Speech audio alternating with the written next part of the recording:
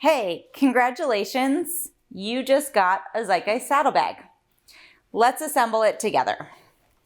In your box, you got 2 volet straps. That's going to be the last thing that we assemble.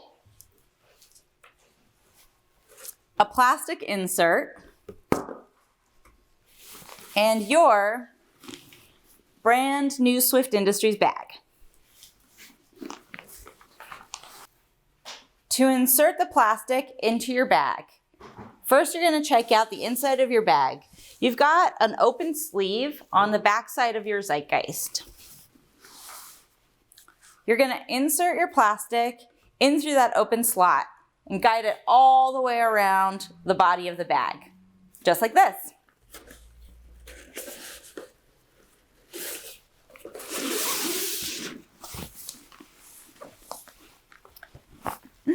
Now your bag is all set with the plastic inserted.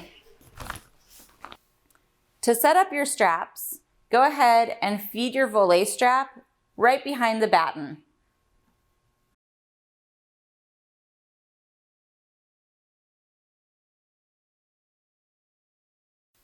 Here it is.